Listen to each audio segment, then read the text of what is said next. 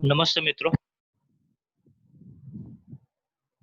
AIA પીજીઈટી જે તમે next exam દેવા જઈ રહ્યા છો એના માટેની આ એક ઓરિએન્ટેશન લેક્ચર આપણે કરવા જઈ રહ્યા છીએ. તમે અત્યાર સુધીની જે કંઈ પણ તૈયારીઓ તો કરી જ લીધી હશે, પણ ફટાફટ એક રિવિઝન કઈ રીતે થઈ શકે, ક્યાં કોમર્સ રિલેટેડ મેઇન ચેપ્ટર્સ જે છે કે જે આપણે જોવા જોઈએ, શું ધ્યાન રાખવું જોઈએ, એના ઉપર આપણે થોડી ચર્ચાઓ કરીશું. પર્ટિક્યુલરલી કાશ્યપ સંહિતા અને કોમર્સ રિલેટેડ મેઇન સંહિતાઓમાંથી આપણે ક્યાં ચેપ્ટર્સ લેવાના છે, પેલા એની એક વાત કરી લઈએ. જેમ કે બૃહત્ત્રયી છે, જેમ કે તો ચરક સંહિતા, સુશ્રુત સંહિતા, અષ્ટાંગ હૃદય અને અષ્ટાંગ સંગ્રહ.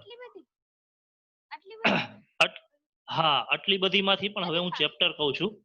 એ ફક્ત તમે ચેપ્ટર તમારે નોટ ડાઉન કરવા હોય તો એ તમે કરી શકો છો.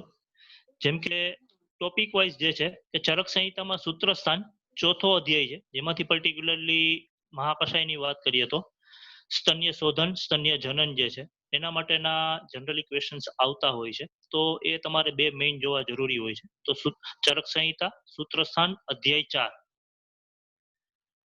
પછી સૂત્રસ્થાનનો ચેપ્ટર નંબર 30 મીન્સ કે 30મો જે અધ્યાય છે તેમાં જે અષ્ટાંગ આયુર્વેદની વાત કરવામાં આવેલી છે, એમાં જે ક્રમ આપેલો છે એમાં કેટલામો ક્રમ છે એ જાણવું હોય તો એના માટેનો એક પર્ટિક્યુલર શ્લોક છે, એ આપણે જાણવું જરૂરી હોય છે. તો સૂત્રસ્થાનમાંથી બે મેઇન ચેપ્ટર જે છે, ચોથો અધ્યાય અને 30મો અધ્યાય. વિમાન સ્થાનમાં જે 8મો અધ્યાય છે ત્યાં જ્યાં વય વિભાજન કરેલું છે, પર્ટિક્યુલરલી ચરક સંહિતા મુજબનું, કે જે બાલ્યાવસ્થાને બે રીતે ડિવાઈડ કરેલી છે, પહેલા વર્ષથી જન્મથી લઈને 30 વર્ષ સુધી. તો એમાં અપરિપક્વ અવસ્થા અને પક્વ અવસ્થા એની જે વાત કરેલી છે. તો જો એના માટેનું ડિટેલ ડિસ્ક્રિપ્શન આપણને વિમાન સ્થાન 8માંથી મળતું હોય છે. તો આ જે છે એટલા બેઝિક છે. એના પછી ચરક સંહિતાનું શારીર સ્થાન જે છે એ આખું છે, પણ પર્ટિક્યુલરલી જે 8મું ચેપ્ટર છે જાતિ સૂત્રીય અધ્યાય, એની અંદર તમારે કૌમાર નું રિલેટેડ બધું જ જે છે એ મળી જતું હોય છે. અને લાસ્ટમાં ચિકિત્સાના કન્સેપ્ટથી ચરક સંહિતા ચિકિત્સા સ્થાન અધ્યાય નંબર 30 યોનિવાપત ચિકિત્સા, એમાં પર્ટિક્યુલરલી જે અષ્ટવિધ સ્તન્ય દૃષ્ટિ આપેલી છે એની ચિકિત્સા શું છે એની વાત જે છે એ ચરક સંહિતામાં તમને મળે છે. તો આટલી વસ્તુ આમાં તમારે ધ્યાન રહેવાની રહેશે. આમાં કોઈ ક્વેશ્ચન કે કશું કોઈને? સ્ટુડન્ટ્સ ને કઈ પણ ક્વેશ્ચન્સ હોય વચ્ચે તો આપ શેર કરી શકો છો, જેથી લાઈવ ડિસ્કશન રહી, આપણને મજા આવે ડિસ્કસ કરવાની, ટુ વે કોમ્યુનિકેશનમાં. આઈ થિંક સર નથી. ઓકે, તો ચરક સંહિતામાં જે મેં એટલા કીધા એ ફરીથી એકવાર ફટાફટ રિપીટ કરી દઉં છું. સૂત્રસ્થાન 4, 30, વિમાન સ્થાન અધ્યાય 8, શારીર સ્થાન આખું પણ પર્ટિક્યુલરલી 8મું ચેપ્ટર જે છે એ સૌથી મેઇન રહેશે, અને ચિકિત્સા સ્થાન 30 જે છે એમાં સ્તન્ય દૃષ્ટિની જે ચિકિત્સા છે, આ ચરક સંહિતામાંથી તમારે આટલું રેડી કરવાનું રહેશે. હવે વાત આવે છે બૃહત્ત્રયીમાં બીજી સંહિતા, જેમ કે સુશ્રુત સંહિતા જે છે. તો પર્ટિક્યુલરલી જે પહેલું ચેપ્ટર છે એની અંદર અષ્ટાંગ જે છે એની વાત કરવામાં આવેલી છે, દરેકની ડેફિનેશન આપવામાં આવેલી છે. તો જે કોમરભૃત્યની મેઇન ડેફિનેશન જે છે એ સુશ્રુત સંહિતા અને હારિત સંહિતા આ બેમાં મેઇન આપેલી છે. અને ચરકમાં ચક્રપાણીજીએ ટીકામાં જે છે એનું ડેફિનેશન આપેલી છે. તો સુશ્રુત સંહિતામાં પહેલા ચેપ્ટરમાં કૌમાર ભૃત્યમ નામ કુમાર ભરણવાળી જે ડેફિનેશન આપેલી છે એ તમારા માટે જરૂરી છે, તો એ રહેશે. ત્રીજું ચેપ્ટર જે છે એની અંદર કૌમાર ભૃત્યની અંદર કયા સબ્જેક્ટ્સ આવેલા છે એનું ડિસ્ક્રિપ્શન આપેલું છે, તો એ જોવાનું રહેશે. 16મું ચેપ્ટર જે છે એ કર્ણવેધન રિલેટેડ છે, જે તમારા સંસ્કારમાં પૂછાતું હોય છે, અને જે અલગ અલગ કર્ણબંધની ની જે ટાઈપ્સ આપેલા છે એની વાત એમાં હોય છે. તો સૂત્રસ્થાનમાં પહેલું, ત્રીજું અને 16મું ચેપ્ટર જે છે એ તમારે એકવાર રિવ્યુ કરવું જોઈએ. શારીર સ્થાન અગેઇન પર્ટિક્યુલરલી 1 થી 5 ચેપ્ટર, અને મેઇન જોવા જઈએ તો 10મું ચેપ્ટર ગર્ભિણી વ્યાકરણ શારીર અધ્યાય જે છે એ સૌથી અગત્યનો છે કૌમાર ભૃત્ય માટે થઈને. તો 10મું ચેપ્ટર જે છે એ તમારે જોવાનું રહેશે. સુશ્રુત સંહિતામાં નિદાન સ્થાનની અંદર 8મું ચેપ્ટર જે છે મૂઢગર્ભ રિલેટેડ, એ એક તમને ટાઈપ્સ એના પૂછાતા હોય છે, એની શસ્ત્રચિકિત્સા અને જે કંઈ પણ છે. અને શુદ્ર રોગ ચિકિત્સાની અંદર અલગ અલગ જે છે, જેમ કે અવપાટિકા, ગુદભ્રંશ કે જે કંઈ પણ ડિસીઝ આપેલા છે એમાંથી જોવાના રહેશે. તો ક્ષુદ્ર રોગ ચિકિત્સા અને શુદ્ર રોગ નિદાન, આ 2 ચેપ્ટર જે છે મેઇનલી તમારે તૈયાર કરવા. એના પછી ગ્રહ રિલેટેડ ક્વેશ્ચન્સ આપણે આવતા હોય છે એક્ઝામની અંદર. તો એ તમામ ગ્રહોનું વર્ણન અને એની ચિકિત્સા જે છે એ સુશ્રુત સંહિતામાં ચેપ્ટર નંબર ઉત્તરતંત્રની અંદર 27 થી 37, 27 to 37 નંબરના ચેપ્ટર જે છે એ તમારે વાંચવા જોઈએ અને એમાંથી જે તૈયારીઓ કરવાની હોય છે. પર્ટિક્યુલરલી જે એક્ઝામમાં ગ્રહ રિલેટેડ એના લક્ષણો પૂછાતા હોય છે, એની દરેકે દરેક ગ્રહમાં કયા પ્રકારની વિશિષ્ટ ગંધ આવતી હોય છે અને કઈ જગ્યાએ બલી આપવી જોઈએ, પર્ટિક્યુલરલી કોઈ ચિકિત્સા, તો એ એમાં રેડી કરવાનું હોય છે. તો સુશ્રુત સંહિતામાં આટલું તમારે રેડી કરવાનું રહેશે. અષ્ટાંગ હૃદયની અંદર ઉત્તરતંત્રમાં આપણે ઉત્તર સ્થાન છે એમાં પહેલું ચેપ્ટર બાલોપચરણીય અધ્યાય, બીજું ચેપ્ટર બાલામય પ્રતિષેધ અધ્યાય અને ત્રીજું જે ભૂત વિજ્ઞાનીય વાળું ચેપ્ટર જે છે, આ તમારે 3 ચેપ્ટર રેડી કરવાના છે અષ્ટાંગ હૃદયની અંદર. તો પહેલું, બીજું અને ત્રીજું ઉત્તરતંત્રની અંદર. અને એ જ રીતે અષ્ટાંગ સંગ્રહમાં ઉત્તર સ્થાનની અંદર ચેપ્ટર નંબર 1 થી 6 ચેપ્ટર, પહેલા જે 6 ચેપ્ટર જે છે એ બાળરોગ રિલેટેડ તમારે તૈયાર કરવાના છે. પર્ટિક્યુલરલી ક્વેશ્ચન પૂછાય છે અષ્ટાંગ સંગ્રહમાંથી, જે સ્પેસિફિક જે સ્નાન અધ્યાય આપેલો છે બાળકોને રિલેટેડ, તો એના ઉપર ક્વેશ્ચન પૂછાતો હોય છે. તો એ યાદ રાખવું કે અષ્ટાંગ સંગ્રહની અંદર સ્નાપન અધ્યાય કરીને આપેલો જે છે એ પૂછાતો હોય છે. તો બૃહત્રયની વાત કરીએ પર્ટિક્યુલરલી, તો તમારા માટે આટલા ચેપ્ટર્સ કરવા જરૂરી છે. તમે નોટ ડાઉન કરી લીધું હશે તો એકવાર તે રિવ્યુ કરી લેવા. લઘુત્રયની વાત કરીએ તો માધવ નિદાનની અંદર બાળરોગ નિદાન કરીને એક ચેપ્ટર આપેલું છે, એ એકવાર એનું શોર્ટ નોટ્સ જોઈ લેવી તેમાંથી. સારંગધર સંહિતામાં પર્ટિક્યુલરલી પૂર્વખંડની અંદર રોગ ગણના અધ્યાય કીધેલી છે, એમાં બાળરોગ રિલેટેડ 22 ડિસીઝનું ડિસ્ક્રિપ્શન આપેલું છે. તો એ ક્યાં ક્યાં 22 ડિસીઝ જે છે એ યાદ રાખવા જરૂરી છે.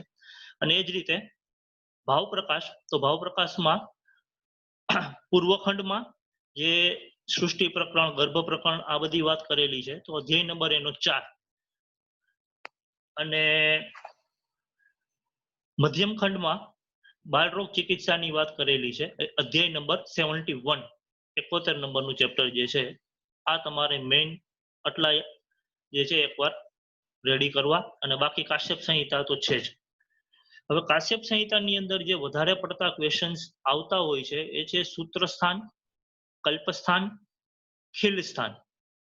સૂત્રસ્થાનની અંદર લેહાધ્યાય છે, શિરોત્પત્તિ અધ્યાય, દંતજન્મિક અધ્યાય, સ્વેદાધ્યાય, વેદના અધ્યાય અને લક્ષણાધ્યાય. આમ જોવા જઈએ તો આખું સૂત્રસ્થાન એમાં કવર થઈ જતું હોય છે.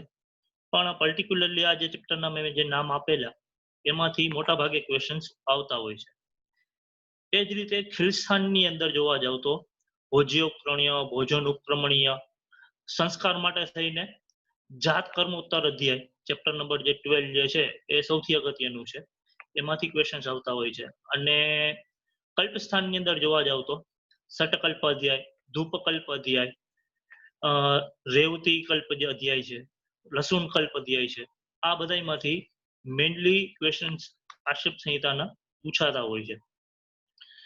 માસાનુમાસિક ગર્ભવૃદ્ધિની વાત કરીએ તો ચરક સુશ્રુત, વાગ્ભટ આચાર્ય અને કાશ્યપ સંહિતામાં શારીર સ્થાનમાંથી પણ જે ડિસ્ક્રિપ્શન આપેલું છે એ તમારે કમ્પેરેટિવ રેડી કરવાનું રહે અને એમાંથી મેઇનલી ક્વેશ્ચન્સ આવતા હોય છે.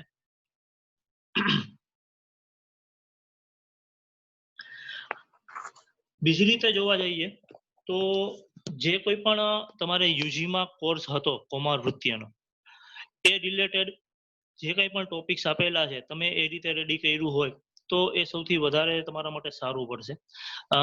પર્ટિક્યુલરલી બે વ્યૂ એમાં જોવાના હોય છે, આયુર્વેદિક વ્યૂ અને મોડર્ન વ્યૂ. તો જે સિલેબસનો તમારો પાર્ટ એ હતો એ જોવા જાય તો બેઝિક કેર, ન્યૂબોર્નની બેઝિક કેર કેવી રીતે કરવી, એનો ગ્રોથ અને ડેવલપમેન્ટ કેવી રીતે થાય છે, કયા કયા ફેક્ટર્સ એમાં જરૂરી છે, નેશનલ પ્રોગ્રામ, એ બધાની વાત હતી. અને જે પાર્ટ બી હતો એની અંદર પર્ટિક્યુલરલી બધા ડિસીઝ, એના સાઇન એન્ડ સિમ્ટમ, ડાયગ્નોસિસ, એની ટ્રીટમેન્ટ, આ પોર્શન તમારે પૂછાતો હતો. તો મોટા ભાગે જ્યારે તૈયારી કરવાની હોય ત્યારે આપણે આયુર્વેદ રિલેટેડ ક્વેશ્ચન્સ મેક્સિમમ પૂછાતા હોય છે. જે છેલ્લા 3 વર્ષના પેપર જોવા જઈએ તો અ, ત્યારે 100 ક્વેશ્ચન પૂછાતા હતા તમારે પીજીમાં. તો 2017 ની અંદર નિયર અબાઉટ 14 જેટલા કોમાવૃત્તિના ક્વેશ્ચન પૂછાયેલા છે. 2018માં ફક્ત 5 જ ક્વેશ્ચન પૂછાયેલા છે અને 2019માં લાસ્ટ ટાઈમ 12 ક્વેશ્ચન કોમાવૃત્તિ રિલેટેડ પૂછાયેલા છે. આ વખતે જે થોડાક ચેન્જીસ છે કે 120 ક્વેશ્ચન 120 મિનિટ તમને આપવામાં આવશે. તો જો પાછલા 3 વર્ષનો એવરેજ કાઢવા જોઈએ આપણે તો નિયર અબાઉટ 10% જેટલો તમને ક્વેશ્ચન્સ પૂછાવાની શક્યતાઓ રહેતી હોય છે. બની શકે થોડા વધારે પણ પૂછાઈ શકે, કેમ કે જે ક્વેશ્ચન્સ પેપર બનતું હોય એની જે પેનલ હોય એમાં જે કોણ કોણ પેનલિસ્ટ છે એમની કેટલું કયા સબ્જેક્ટને વધારે ઇમ્પોર્ટન્સ આપે છે એ મુજબ અમુક ક્વેશ્ચન્સ વધારે હોય છે, અમુક સબ્જેક્ટના અમુક ઓછા હોય છે. તો પર્ટિક્યુલરલી આપણે એ રીતે સમજી શકીએ કે 10% જેટલા કોમાવૃત્તિના ક્વેશ્ચન્સ પૂછાઈ શકે. તો તમને આ વખતે 120 ક્વેશ્ચન છે તો મેક્સિમમ 10 થી 15 ની વચ્ચે ક્વેશ્ચન્સ હોઈ શકે. તો મોટા ભાગના ક્વેશ્ચન્સ જે હોય છે એ આયુર્વેદ સંહિતાઓ રિલેટેડ વધારે પડતા પૂછાતા હોય છે. મોડર્નના જનરલી ઓછા હોય છે, એવું વધારે પડતું જોવામાં આવતું હોય છે. તો આયુર્વેદ પોર્શન જે છે તમારે આટલી જે આપણે વાત કરી કે બૃહત્રયી, લઘુત્રયી અને પર્ટિક્યુલરલી કાશ્યપ સંહિતા, એની અંદરથી તમારે એની નોટ્સ કે જે કંઈ પણ છે એ વધારે રેડી કરવાનું રહેશે. બીજા જે મોડર્નની રીતે જોવા જાય તો પર્ટિક્યુલરલી એજ ક્લાસિફિકેશન છે, ગ્રોથ એન્ડ ડેવલપમેન્ટ છે, અને ડેન્ટિશન છે, નેશનલ પ્રોગ્રામ છે, એને રિલેટેડ ક્વેશ્ચન્સ પર્ટિક્યુલરલી વધારે આવતા હોય છે. ગ્રોથ એન્ડ ડેવલપમેન્ટની અંદર જોવા જઈએ તો પર્ટિક્યુલરલી ગ્રોથમાં હાઇટ છે, વેઇટ છે, કે બર્થ ટાઈમે કેટલું વેઇટ હોય છે, કેટલી હાઇટ હોય છે, જે અલગ અલગ સરકમફરન્સ છે, જેમ કે head circumference, chest circumference, mid upper arm circumference, chest circumference, આ બધા જે છે એ કેટલા હોય છે, કેટલા સમયે એમાં શું શું ફેરફાર થાય છે એ તમારા ધ્યાનમાં હોવું જોઈએ. જેમ કે બર્થ વેઇટ જે છે જનરલી 2.5 થી 3.5 કિલો જેટલું હોય છે. તો બાળક 5 મહિનાનું થાય તો ડબલ થઈ જાય, મીન્સ કે 2x. અને પહેલા વર્ષનું બાળક થાય તો 3 ગણું વજન થઈ જાય, એને આપણે ગણીએ 3x. ઉદાહરણ તરીકે માની લો કે એક બાળકનું વજન બર્થ વેઇટ 3 કિલો છે તો 5 મહિનાનું થશે તો 6 કિલો વજન થઈ જશે અને 1 વર્ષનું થશે તો 9 કિલો વજન થઈ જશે. તો આ રીતે જે એના સિમ્પલ સૂત્ર જે છે એ આપણને ખબર હોવી જોઈએ કે ક્યારે ડબલ થાય છે, ક્યારે ટ્રિપલ થાય છે. 3 વર્ષનું બાળક થશે તો 4 ગણું વજન થઈ જશે, બરોબર છે. એ જ રીતે હાઇટમાં છે કે જેમ બાળક જે છે એ જ્યારે એનું બર્થ થાય ત્યારે એની લેન્થ, અને બે શબ્દ છે લેન્થ અને હાઇટ. બાળક જન્મતા આવે તો ઊભું નથી રહી શકતું. 1 વર્ષ પછી જ્યારે બાળક ઊભું થાય છે પછી ધીમે ધીમે આપણે એની હાઇટ માપવાની હોય છે. જ્યાં સુધી બાળક ઊભું નથી રહી શકતું ત્યાં સુધી એની લેન્થ માપવાની હોય છે. આની તમને ખબર હશે જ, કોમાવૃત્તિ ભણી ગયા હોય એટલે આપણને. તો જે બર્થ વખતે જે લેન્થ હોય છે એ જનરલી 50 સેન્ટીમીટર હોય છે. તો એને ફર્સ્ટ યર થાય ત્યારે 75 સેન્ટીમીટર થઈ જાય, સેકન્ડ યર થાય ત્યારે 85 સેન્ટીમીટર થાય, થર્ડ યર થાય ત્યારે 95 સેન્ટીમીટર થાય અને ફોર્થ યર થાય ત્યારે બર્થના ડબલ એટલે કે 100 સેન્ટીમીટર થઈ જાય. તો આ સિમ્પલ ક્રાઇટેરિયા જે છે એ આપણને ધ્યાનમાં હોવા જોઈએ કે બર્થ વખતે કઈ શું ફિગર આપેલા છે, એ ક્યારે ડબલ થાય છે, ક્યારે ટ્રિપલ થાય છે, બરોબર. અને એને રિલેટેડ જો કોઈ પેથોલોજી થાય છે તો એ શું કામ હોય છે. તો આ જે ગ્રોથ એન્ડ ડેવલપમેન્ટ છે એ જ રીતે અલગ અલગ માઇલસ્ટોન આવતા હોય છે, ડેવલપમેન્ટલ માઇલસ્ટોન જે છે, બરોબર છે. તો એની પણ આપણને ધ્યાનમાં હોવી જોઈએ કે જે માઇલસ્ટોન જે છે એ સિફેલોકોડલ ક્રમની અંદર વિકસિત થતા હોય છે. સિફેલો એટલે કે સિફેલસ હેડ, અને કોડલ એટલે કે નિયર અબાઉટ સ્પાઇન, જે આપણું લાસ્ટ પોર્શન જે છે એને કોડા ઇક્વિના કહેવાય છે. તો જે ડેવલપમેન્ટ જે છે એ હંમેશા શરૂઆત ક્યાંથી થશે? હેડ થી, અને કમ્પ્લીટ કઈ તરફ થશે? તો લેગ તરફ. તો સૌથી પહેલા હેડ કંટ્રોલ આવશે, પછી સિટિંગ કંટ્રોલ આવશે, પછી લેગ કંટ્રોલ આવશે. તો આ રીતે જે છે એ ક્રમથી આવતું હોય છે. તો જ્યારે તમે યાદ રાખો ત્યારે ડેવલપમેન્ટલ માઇલસ્ટોન જોશો તો આ જ ક્રમ આપેલો છે. તો તમે જો સમજીને આ રીતે કરશો તો તમારા માટે ઈઝી રહેશે. તો ડેવલપમેન્ટલ માઇલસ્ટોન અને ગ્રોથ, એની અંદરના આ ફેક્ટર જે છે એ બધે તમારે યાદ રાખવા જોઈએ. એ જ રીતે સૌથી અગત્યનું વધારે પડતા પૂછાતા ક્વેશ્ચન એ આવે છે વેક્સિનેશન. તો વેક્સિનેશનની અંદર જે નેશનલ ઇમ્યુનાઇઝેશન પ્રોગ્રામ જે છે એ તમારા માટે સૌથી અગત્યનો હોય છે, કે એની અંદર કઈ કઈ વેક્સિન્સ ઇન્ક્લુડ કરેલી છે. કેમ કે આજે જોવા જઈએ તો માર્કેટની અંદર પીડિયાટ્રિક રિલેટેડ ઘણી બધી વેક્સિન્સ જે છે એ પીડિયાટ્રિશિયન પ્રિસ્ક્રાઇબ કરતા હોય છે, પણ આપણા માટે એક્ઝામની દ્રષ્ટિએ જોવા જઈએ તો પર્ટિક્યુલરલી નેશનલ ઇમ્યુનાઇઝેશન પ્રોગ્રામની અંદર કઈ કઈ વેક્સિન ઇન્ક્લુડ કરેલી છે, એ ક્યારે આપવાની છે, એનો શું ડોઝ હોય છે, એનું લોકેશન શું છે, એના બુસ્ટર ડોઝ ક્યારે છે, એ રેડી કરવા સૌથી અગત્યના હોય છે. તો ઇમ્યુનાઇઝેશનનો કન્સેપ્ટ જે છે એ એમાં ધ્યાન રાખવો જરૂરી છે. ડિસીઝ પર્ટિક્યુલરલી વાત કરીએ તો સંહિતાની દ્રષ્ટિએ અને મોલ્ડની દ્રષ્ટિએ આ બે રીતે રેડી કરવાના હોય છે. સંહિતાની અંદરથી તો ભાઈ કઈ જગ્યાએ એના રેફરન્સ આપેલા છે, ટિપિકલ ડિસીઝ જે છે જેમ કે સૈયામૂત્ર છે, અહિપૂતના છે, બરોબર છે. તો આ બધા ટિપિકલ ડિસીઝ જે છે તો એ કઈ એમના કયા આચાર્યએ કીધેલા છે, એના રેફરન્સ શું છે, એના નિદાન અને એની પર્ટિક્યુલરલી ચિકિત્સાઓ શું શું આપેલી છે, એ રેડી કરવાનું રહેતું હોય છે. જેમ કે અહિપૂતના ડિસીઝ જે છે તો એના અલગ અલગ પર્યાય આપેલા છે, પૃષ્ઠારુ, માતૃકા દોષ, અનામિકા, ગુદ્દકુટ. તો એને રિલેટેડ પણ ક્વેશ્ચન આ અમુક અમુક ઓપ્શન સાથે પૂછાતા હોય છે, કે સીધે સીધું ન પૂછવામાં આવે કે ગુદકુટ ડિસીઝ જે છે તો એમાં કયા દોષની દૃષ્ટિ હોય છે, અહિપૂતના નહીં પણ ગુદકુટ અથવા તો પૃષ્ઠારુ. તો એ રીતે પણ કયા ડિસીઝના કયા પર્યાય આપેલા છે અને એમાં કયા પ્રકારની દોષ દૃષ્ટિ છે, પર્ટિક્યુલરલી એના કોઈ નિદાન આપેલા છે કે શું, અને એની ચિકિત્સા. અને નિદાનની રીતે ને એ રીતે જોવા જઈએ તો કાશ્યપ સંહિતાનું જે આપણે વેદના અધ્યાય જે છે એ સૌથી અગત્યનો રહે છે રેડી કરવા માટે. કેમ કે એમાંથી પણ પર્ટિક્યુલરલી શ્લોક મૂકી દેવામાં આવતા હોય છે કે આ શ્લોક છે એ કયા પ્રકારના ડિસીઝને ઇન્ડિકેટ કરે છે, અથવા તો ડિસીઝનું નામ આપી દેવામાં આવે અને એમાંથી કયા પ્રકારના લક્ષણો અથવા તો પૂર્વરૂપ જે છે એ બાળકોમાં જોવા મળે છે, એ પ્રકારના ક્વેશ્ચન જે છે એ પર્ટિક્યુલરલી મેઇન પૂછાતા હોય છે. એટલે વેદના અધ્યાય જે છે એ રીતે પણ રેડી કરવો જરૂરી છે. એના પછી વાત આવે છે અમુક અમુક બાળરોગ રિલેટેડ ઔષધ યોગો પૂછાતા હોય છે, જેમાં સૌથી અગત્યનું છે બાલચાતુર્ભદ્ર ચૂર્ણ, બાલાર્ક રસ, કુમાર કલ્યાણ રસ. કાશ્યપ સંહિતામાંથી જોવા જાવ તો અભયઘૃત જે લેહાધ્યાયમાં કીધેલું છે, એને જ ભૈષજ્ય રત્નાવલીમાં અષ્ટમંગલ ઘૃત એવું નામ આપેલું છે. ઇન્ગ્રેડિયન્ટ એને જ છે, એની જે ઇન્ડિકેશન છે એ પણ એ જ છે, ફક્ત નામ ચેન્જ છે. લેહાધ્યાયમાં અભયઘૃત છે તો ભેષજ રત્નાવલીમાં અષ્ટમંગલ ઘૃત છે. એ જ રીતે કાશ્યપ સંહિતામાં સંવર્ધન ઘૃત છે, પ્રીણન મોદક છે, સંગ્રાહી મોદક છે, કૃમિ કુઠાર રસ છે, કૃમિ મુદગાર રસ છે.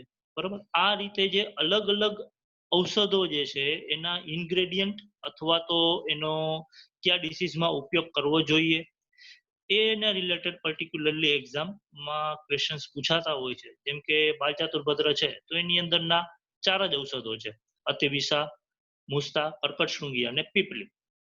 તો એ 4 ઔષધમાંથી કોઈ પણ એક ઔષધ રિલેટેડ પૂછાઈ શકે કે બાલચતુર્ભદ્ર ચૂર્ણ જે છે એમાંથી નીચેનામાંથી કયું ઔષધ નથી, ABCD તમને ઓપ્શન આપવામાં આવે તો તમારે એ જોઈ યાદ કરી અને એ મુજબ જવાબ આપવાના રહેતા હોય છે. તો આ ઔષધ યોગો પણ જે છે તમારે પર્ટિક્યુલરલી યાદ રાખવાના રહેતા હોય છે. અને બાળરોગની વાત કરવા જઈએ તો એમાં પર્ટિક્યુલરલી વધારે ક્વેશ્ચન પૂછાતા હોય છે ગ્રહ રોગના. તો સુશ્રુત સંહિતા, અષ્ટાંગ હૃદય અને કાશ્યપ સંહિતા, આમાં જે ગ્રહો આપેલા છે કે કાશ્યપ સંહિતાની અંદર 10 ગ્રહો મૂકેલા છે, સુશ્રુત સંહિતામાં 9 ગ્રહો આપેલા છે. વાગ્ભટ્ટ આચાર્યએ 12 ગ્રહોની વાત કરેલી છે. તો એમાં સ્ત્રી ગ્રહ, પુરુ ગ્રહ, તો એ જે સંખ્યાઓ આપેલી છે એમના જે નામ આપેલા છે, ક્યાં ક્યાં પર્ટિક્યુલરલી ગ્રહો આપેલા છે કે આચાર્ય, એ તમારે એની અંદર પર્ટિક્યુલરલી જોવાનું રહેતું હોય છે. ઘણી બધી સંહિતાઓ છે આપણી પાસે. ઘણા બધા કોમાવૃત્ય સિવાયના પણ તમારે સબ્જેક્ટ બધા રેડી કરવાના છે. સંસ્કૃત પણ આવી જાય છે, એનું વ્યાકરણ પણ આવે છે. એના સિવાયની વાત કરીએ તો સ્ટેટિસ્ટિક્સ પણ આવે છે. તો આટલા બધા તમારે સબ્જેક્ટ્સ રેડી કરવાના છે. આયુર્વેદની રીતે પણ રેડી કરવાના છે અને મોડર્નની રીતે પણ તૈયાર કરવાના છે. તો અહીંયા વાત આવે છે સ્માર્ટ વર્કની. હાર્ડ વર્ક જેટલા કરશે એને છેલ્લી ઘડીએ કેટલું યાદ આવશે એ તો જે 120 મિનિટ છે ત્યારે જ ખબર પડે. પણ જેટલા સ્માર્ટ વર્ક કરેલું હશે એ સૌથી અગત્યનું છે. સ્માર્ટ વર્ક કઈ રીતે કરવું? તો એ જે છે એક્ઝામ તમારી રીતે સિમ્પલી જોવા જાય તો તમે કેટલું કોઈ કન્સેપ્ટને સમજેલા છો અને તમે કઈ રીતે એનું વાંચેલું છે અને તમારી મેમરી કેવી છે એના ઉપર જનરલી જોવાનું રહેતું હોય છે. કે જે એક્ઝામની 120 મિનિટ છે એમાં તમે જે કંઈ પણ વાંચ્યું છે ત્યારે તમને કેટલું યાદ આવી જાય છે, ક્લિક થાય છે, એ એના ઉપરથી તમારા માર્ક્સ જે છે એ નક્કી થશે. બરોબર છે? તો જ્યારે પણ કોઈ સબ્જેક્ટ રેડી કરો ત્યારે ફક્ત એની નોટ્સ બનાવી લીધી કે 2-3 વાર વાંચી લીધું એનાથી જ પૂરું નહીં થાય. સ્માર્ટ વર્ક કરવું પડશે. કઈ રીતે? તો સિમ્પલ એક તમને વસ્તુ યાદ આપું કે મેમરી જે છે આપણી એ સૌથી વધારે ઉપયોગી થાય છે, આપણને હેલ્પફુલ થાય છે ફોટોજેનિક મેમરી. ફોટોજેનિક મેમરી એટલે કે વિઝ્યુલાઇઝેશન. ઓડિયો અને વિઝ્યુલાઇઝેશન જ્યારે તમે કરો છો એ રીતે તૈયારી કરો છો તો એ સૌથી ઇઝીલી તમે કોઈ પણ વસ્તુને યાદ રાખી શકો છો અને તમે એને ફટાફટ રિકોલ કરી શકો છો. એક્ઝામની અંદર સૌથી વસ્તુ અગત્યની છે કે રિકોલ કેટલું કરી શકો છો અને કેટલું ઝડપથી. એમ કે 120 મિનિટ છે, 120 ક્વેશ્ચન છે. એક ક્વેશ્ચન માટે તમારી પાસે 1 મિનિટ છે. તો 1 મિનિટની અંદર જેટલું ફટાફટ રિકોલ કરશો તો તમે સૌથી સારામાં સારો સ્કોર કરી શકશો. તો ઓડિયો વિઝ્યુઅલ વે શું છે? ફોટોજેનિક મેમરી શું છે? તો કોઈ પણ વસ્તુ જે છે જ્યારે તમે એને જુઓ છો, સાંભળો છો, બોલો છો, ઇન શોર્ટ કે તમે કેટલી સેન્સ ઓર્ગનને મેક્સિમમ યુઝ કરો છો એના ઉપર તમારી મેમરી જે છે એ તમને હેલ્પફુલ થાય છે. એનું એક સિમ્પલ ઉદાહરણ આપું કે આપણે જ્યારે ખાલી સિમ્પલ સંહિતા વાંચીએ છીએ કે શ્લોક વાંચી લીધો, અત્યારે તમને આજે કીધું હોય કે આ રવિવારે આ સબ્જેક્ટની એક્ઝામ છે તો તમે વાંચી લીધું, રેડી કરી લીધું અને એક્ઝામ આપી દીધી.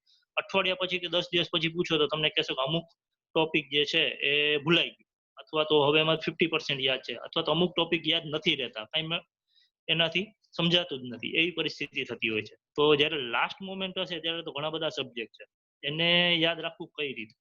તો એના માટેનું સિમ્પલ વસ્તુ છે, કોઈ પણ વસ્તુને યાદ રાખો એના માટે મેક્સિમમ સેન્સ ઓર્ગન જે છે એને યુઝ કરવાના છે. ઓડિયો વિઝ્યુઅલ મેથડથી યાદ રાખવાના છે.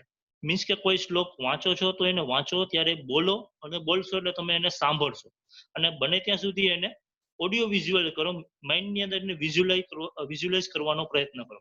હવે તમને કાશ્યપ સંહિતાના સૂત્રસ્થાનનું સિમ્પલ એક વાત કરું જે તમને સમજાઈ જશે.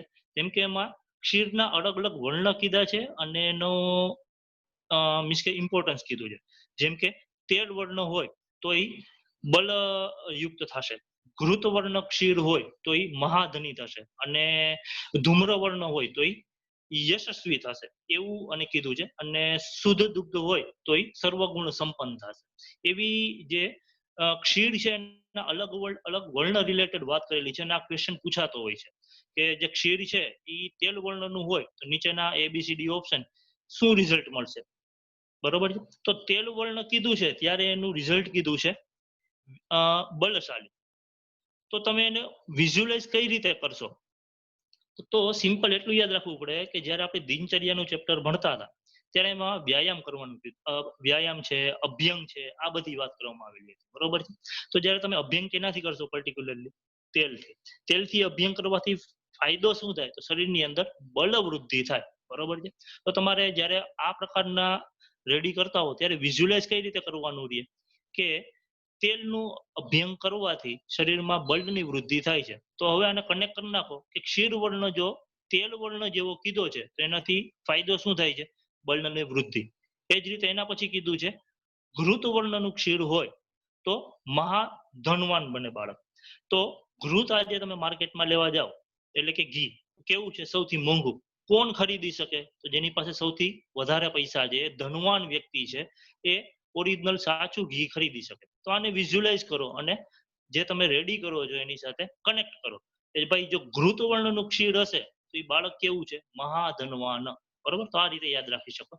એ જ રીતે ત્રીજું એમાં વસ્તુ કીધું છે કે ધૂમ્ર વર્ણનું જે ક્ષીર છે તો એ યશસ્વી બનશે. તો સિમ્પલ તમે એક વસ્તુ યાદ રાખો કે કોઈ એક પ્રોગ્રામ છે, મીન્સ કે કોઈ બોલિવૂડનો કેનો તમે, બરોબર છે, કોઈ એક મોટો એક્ટર જે છે એ જ્યારે એન્ટર થાય છે તો તમે જુઓ છો કે એના બેકગ્રાઉન્ડની અંદર એક સ્મોક જે છે એ ફેલાવવામાં આવતો હોય છે અને પછી જે છે એ એક્ટર જે છે એન્ટર થતો હોય છે. તો એ શું કામ સ્મોક છે? તો એનું યશસ્વી છે, એ ફેમસ છે, એના કારણે જે છે એ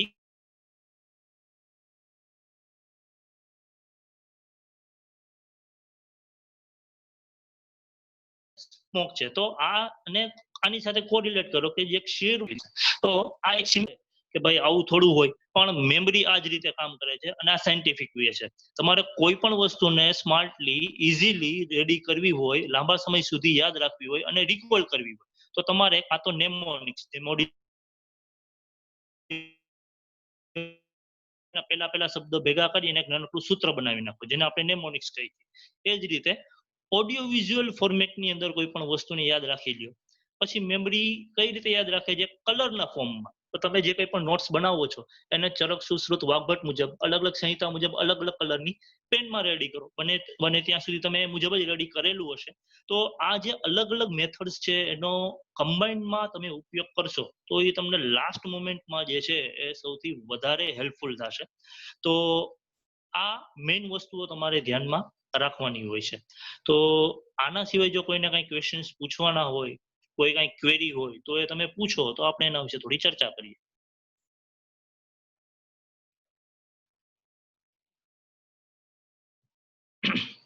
સર, એક ક્વેશ્ચન છે એક સ્ટુડન્ટનો હમ કે વેક્સિનેશન શેડ્યુલ છે જે અપડેટેડ હમ એના વિશે ક્યાંથી માહિતી મેળવી શકાય, અથવા તમારી પાસે કઈ એની નોટ્સ ઓકે. તૈયાર હોય તો શેર કરજો મને, હા, તો હું સ્ટુડન્ટને ચોક્કસ. ફોરવર્ડ કરી આપીશ. Okay okay.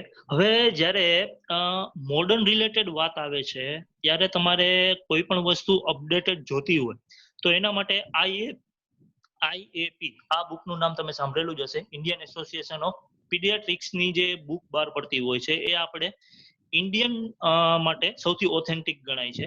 આઈએપીમાં જે કંઈ પણ વસ્તુ અપડેટેડ થઈને આવે આપણે એને જનરલી ફોલો કરવાની રહેતી હોય છે.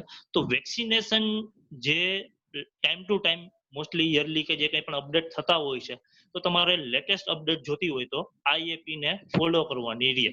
મારી પાસે જે કંઈ પણ મટીરિયલ છે એ હું પ્રયત્ન કરીશ કે સાહેબ પાલોડે સાહેબને મોકલાવીશ અને જેથી કરીને તમને મળી જાય તો તમે જોઈ શકશો, એમાંથી તૈયાર કરી શકશો. બીજો કોઈ ક્વેશ્ચન?